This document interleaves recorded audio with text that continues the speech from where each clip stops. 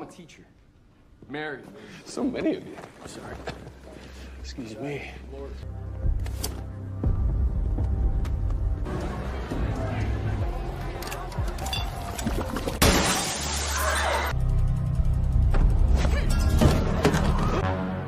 Sebuah film berjudul Trap tahun 2024, lagi-lagi film dari M. Night Shyamalan. Jika kalian masih ingat, saya sudah pernah merangkum hampir semua film-film garapannya seperti The Sixth Sense, Unbreakable, Devil, After Earth, Split, Glass, Old. Terus yang terakhir ada film Knock at the Cabin tahun 2023, terkecuali The Last Airbender ya, yang dikritik habis-habisan oleh banyak orang gara-gara filmnya yang dinilai buruk. Nah, pertanyaannya, apakah film ini akan lebih baik atau lebih buruk? Maka dari itu, langsung saja pasang handsfree, semitriskan serbahan kencangkan celana dalam. Selamat menonton dan cekicrot.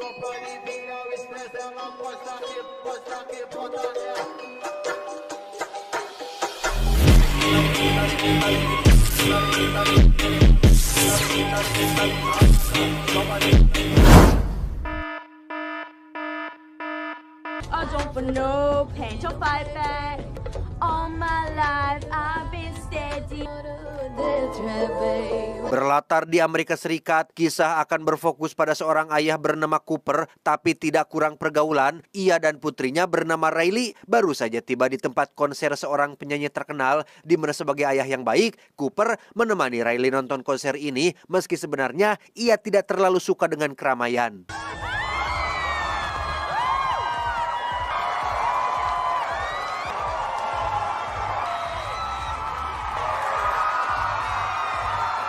Saat sedang mengantri itulah Cooper baru menyadari jika konser ini dijaga ketat oleh banyak penjaga dari pihak kepolisian. Entah seberapa pentingkah konser ini sampai-sampai polisi turun tangan. Cooper memilih fokus pada putrinya yang terlihat sangat senang bisa menghadiri konser idolanya. Riley! Setibanya di bangku penonton, Cooper kembali memperhatikan beberapa penjaga yang hampir semuanya aparat kepolisian yang secara kebetulan sedang mengamankan seorang pria yang dianggap mencurigakan.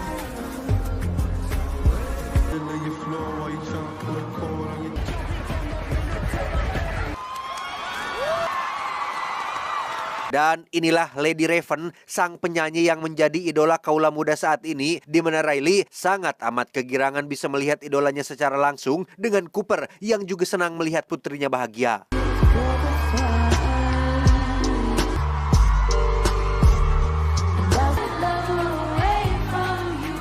Ketika lagu pembuka masih sedang berlangsung, Cooper pun izin ke toilet dan meminta Riley untuk tetap di kursinya, di mana kita semua akan sangat dibuat terkejut tatkala Cooper membuka ponselnya untuk memeriksa kamera CCTV yang di situ ada seorang pemuda yang tengah disekap di ruang bawah tanah, yang ternyata Cooper adalah sosok pembunuh berantai yang saat ini menjadi buronan paling dicari.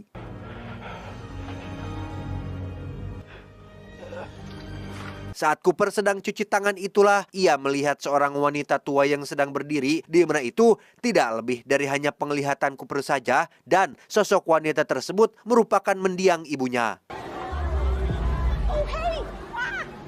Ketika akan kembali ke konser, Cooper secara kebetulan bertemu dengan Susan yang merupakan ibu dari teman sekolahnya Riley yang beberapa waktu lalu sempat terjadi keributan tapi sudah damai, di mana Ece Susan ini adalah tipikal wanita yang sangat suka basa-basi dan cerewet sehingga membuat Cooper merasa kurang nyaman.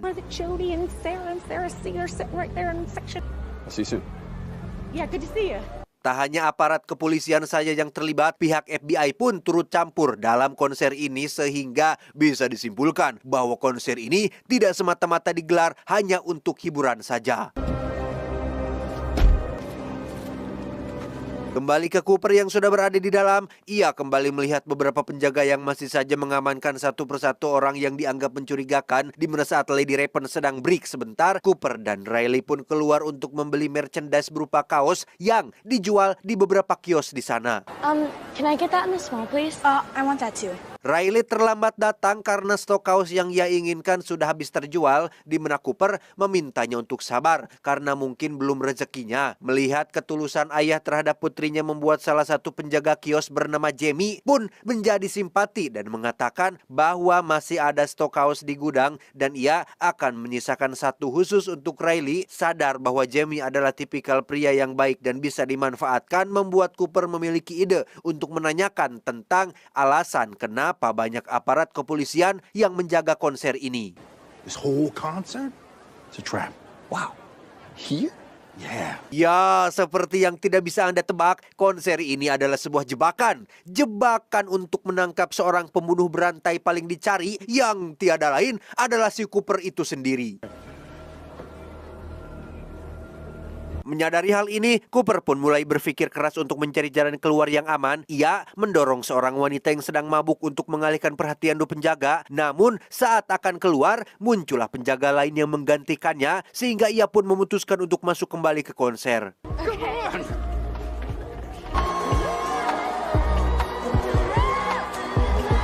Kebetulan Lady Raven akan duet bersama dengan penyanyi gondrong yang keluar dari bawah lantai, di mana Cooper terpikir sebuah ide untuk menggunakan lift tersebut sebagai jalan keluarnya. Namun jelas Riley menolaknya karena itu tidak boleh. Sempat mempertanyakan kenapa sikap ayahnya tiba-tiba aneh, Cooper beralasan bahwa ia hanya terlalu bersemangat dengan konser ini.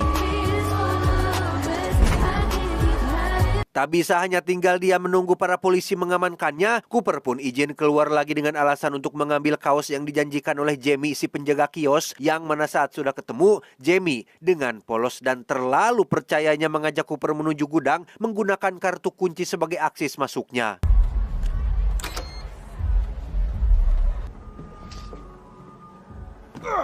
Saat Jamie sedang kesulitan mengambil dus itulah, Cooper langsung membantunya sebagai cara untuk bisa mencuri ID card milik Jamie. Melihat tenaga Cooper yang cukup kuat membuat Jamie menjadi penasaran dengan Cooper yang bekerja di mana. Cooper ternyata adalah seorang petugas pemadam kebakaran dan ia memang terbiasa dengan pekerjaan yang berat.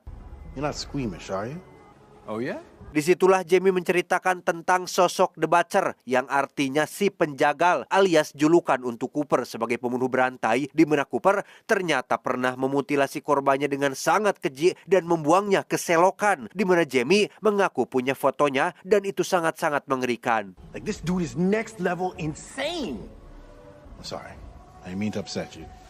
Tanpa tahu bahwa yang sedang bersamanya adalah sosok The Butcher, Jamie pun memberitahu tentang hal yang bersifat rahasia bahwa seluruh staf di konser ini sudah di-briefing oleh seorang agen wanita FBI yang merupakan ketua dari tim penangkapan ini. Masing-masing dari mereka diberikan sebuah kode agar bisa bebas keluar masuk yang masih dengan alasan yang sama, yaitu polos dan terlalu percayaan. Jamie pun memberitahukan kode rahasianya yang berbunyi Hamilton tanpa sedikit pun curiga jika Cooper adalah sosok The Butcher.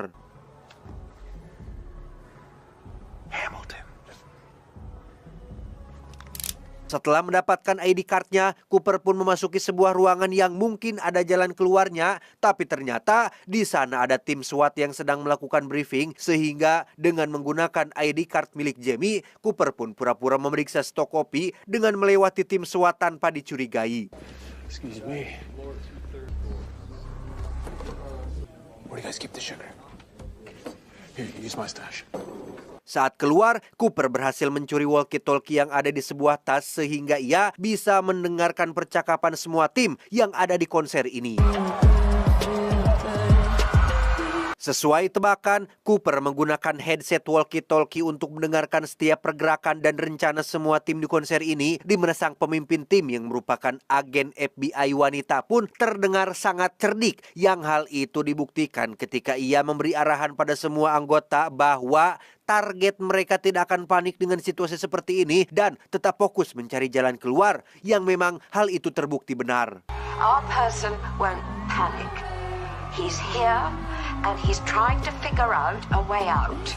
Sadar jika waktunya semakin menipis, Cooper pun kembali izin pergi dengan alasan kartu ATM-nya ketinggalan, di mana rencana Cooper untuk membuat kepanikan lagi-lagi gagal ketika agen FBI yang memberi pengarahan di walkie-talkie menjelaskan tentang target mereka yang akan menciptakan kepanikan. Salah satunya adalah dengan menyalakan alarm kebakaran, dan itu memang terbukti benar sehingga Cooper tidak jadi melakukannya.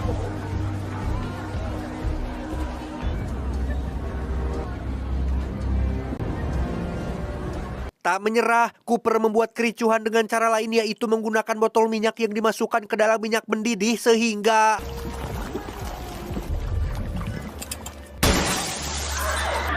menggunakan celemek koki, Cooper pun keluar menuju parkiran atas gedung, di mana di situ ada dua petugas yang langsung mencegatnya. Karena Cooper adalah psikopat yang cenderung manipulatif, ia tidak menunjukkan sedikit pun tanda-tanda kepanikan, malahan aktingnya terlihat jauh lebih bagus dari Kang Yayan Ruhian ketika ia mengaku ketakutan setelah terjadi insiden di dapur barusan. Cooper pun mengatakan kode yang ia dapat dari Jamie, termasuk menunjukkan ID card yang ia temukan di celemek, sehingga kedua petugas tersebut sama sekali tidak mencurigainya.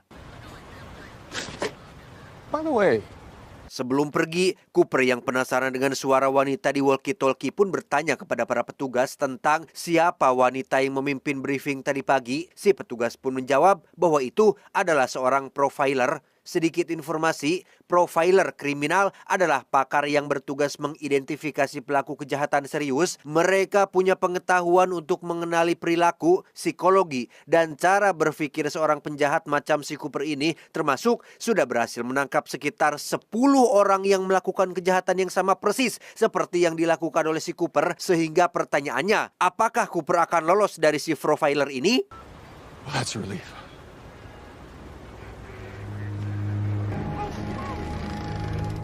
Cooper lagi-lagi melihat bayangan mendiang ibunya yang entah apa kaitannya dengan semua ini. Cooper pun langsung kembali ke bangku penonton untuk menyaksikan lagu terakhir dari konser Lady Raven ini.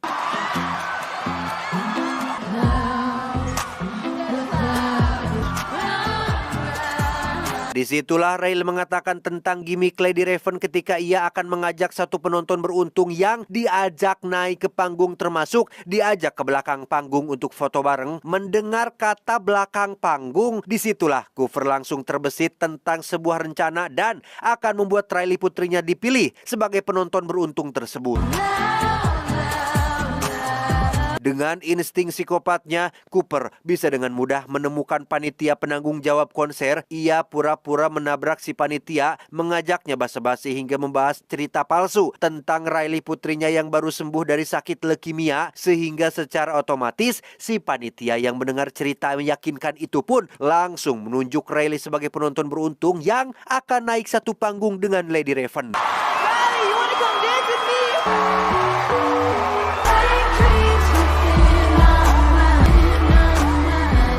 Kelar konser, Riley dan Cooper pun langsung pergi ke samping panggung dan tak sengaja melihat sifat asli Lady Raven yang ternyata sangat baik dan peduli pada sesama ketika menolong seorang kru yang terjatuh, di mana Cooper melihat hal itu sebagai kesempatan dan kelemahan untuk ia bisa keluar dari tempat ini.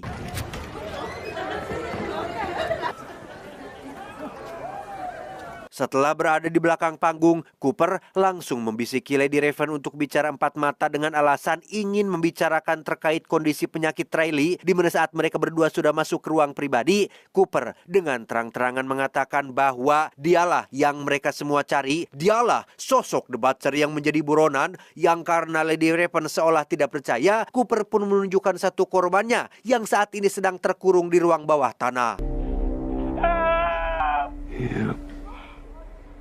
Cooper mengancam akan membunuh si korban dari jarak jauh menggunakan sebuah racun yang dapat dilepaskan hanya dengan memencet tombol yang ada pada ponselnya. Hanya satu permintaan Cooper, ia meminta Lady Raven untuk mengajak Cooper dan Riley naik mobil limosin pribadinya dan keluar dari tempat ini tanpa perlu pemeriksaan. Save him. Catch me. Save him.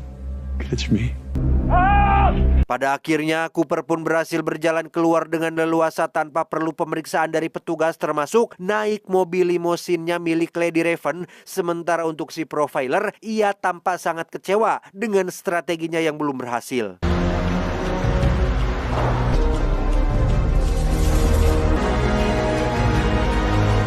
Tepat saat berhenti di lampu merah, Cooper pun meminta untuk turun saja di sini, di mana Lady Raven yang cerdas dan pemberani pun tiba-tiba mengatakan bahwa ia ingin berkunjung ke rumah Riley, sehingga ketika Riley terlihat senang, memohon dan membujuk, Cooper sebagai ayah tidak bisa menolaknya.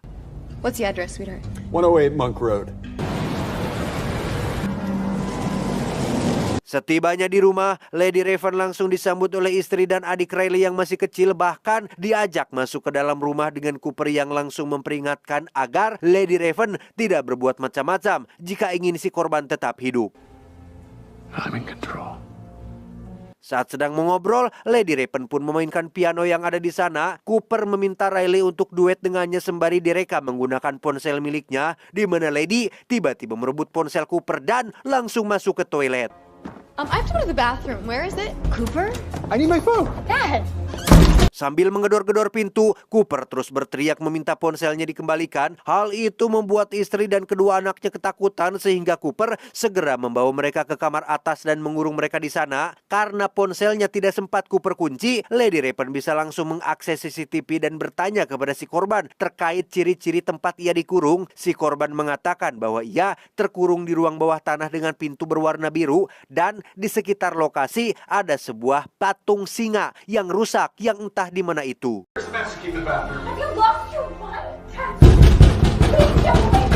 Memanfaatkan jumlah followernya yang banyak dan militan, Lady Raven pun live di salah satu platform media sosial untuk meminta bantuan kepada semua fansnya, yang dari sekian banyak fans, ada satu orang yang berkomentar terkait ciri-ciri tempat yang Lady sebutkan, sehingga Lady meminta fans itu agar segera melapor ke polisi untuk menyelamatkan si korban yang dikurung di ruang bawah tanah dengan pintu berwarna biru.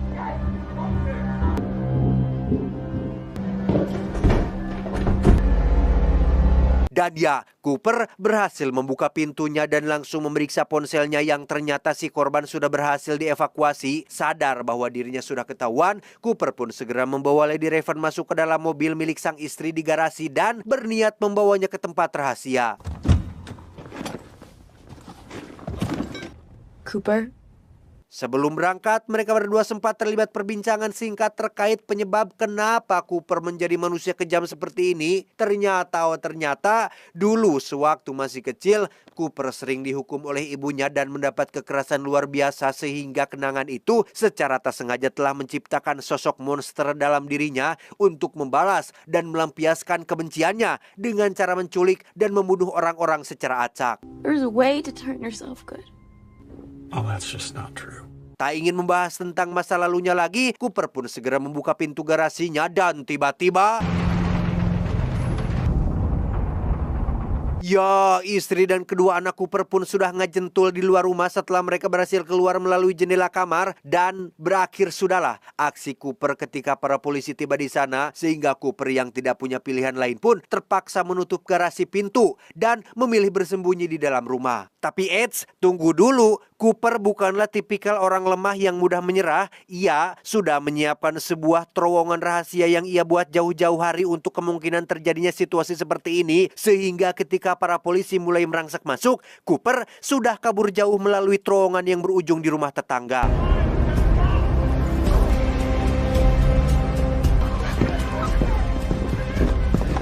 Lady Raven sendiri terlihat sudah berada di dalam limosinnya untuk dibawa menuju tempat aman, tetapi... Ya, Cooper berhasil melumpuhkan satu anggota SWAT dan menyamar menjadi supir limosinnya, di mana Lady Raven langsung diborgol ke pintu mobil dan akan dibawa menuju tempat rahasia yang jauh dari perkotaan.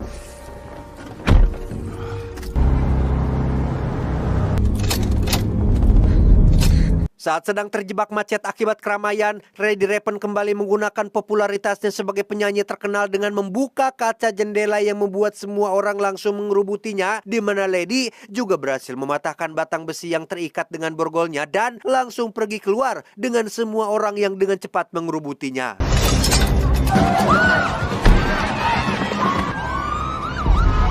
Tak lama, muncullah si profiler dan tim polisi yang meminta semua orang untuk menjauhi mobil. Mereka menembak ban mobilnya agar Cooper tidak bisa kabur. Tetapi saat diperiksa, Cooper tidak ada di sana karena sudah keluar duluan dan menyamar di antara kerumunan. Check all the stores. Do not let the crowd leave. Si korban sendiri terlihat sudah berhasil dievakuasi. Ia pun langsung memeluk Lady Raven dan berterima kasih karena sudah menyelamatkan nyawanya.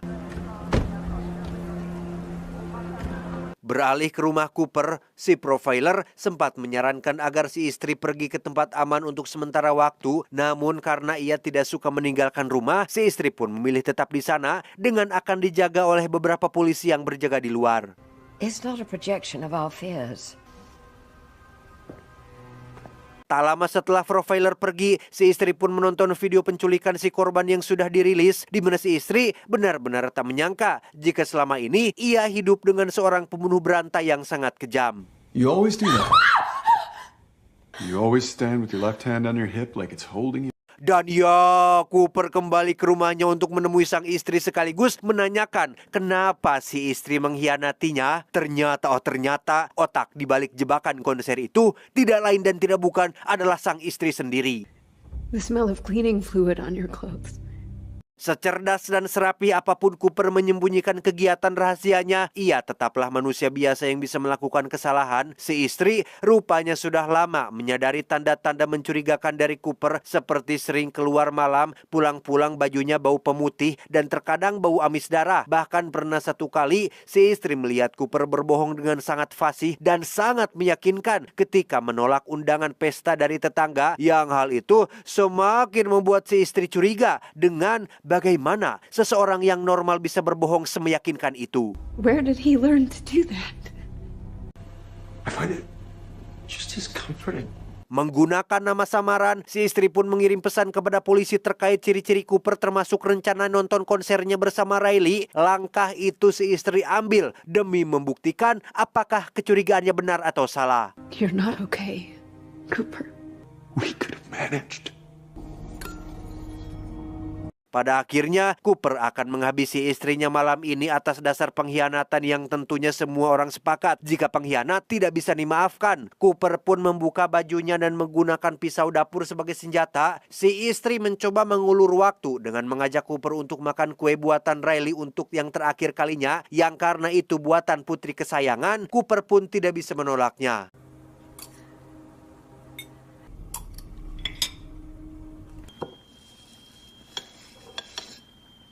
Dan ya, kue tersebut sudah ditaburi bubuk penenang dengan dosis tinggi, di mana Cooper kembali berhalusinasi melihat sosok mendiang ibunya berdiri di lawang panto, sampai akhirnya para polisi pun masuk dan langsung melumpuhkannya.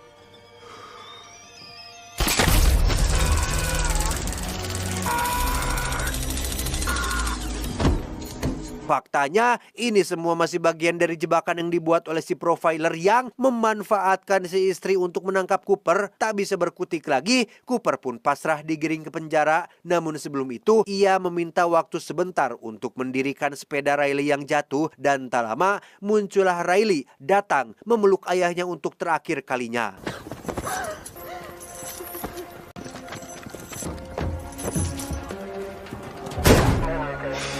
Dan nahlo, satu kawat jari-jari sepeda pun hilang, yang ternyata Cooper diam-diam mengambil kawat tersebut untuk sebagai alat bantu membuka borgolnya, sehingga kesenangan belum berakhir karena kebrutalan yang sesungguhnya barulah dimulai.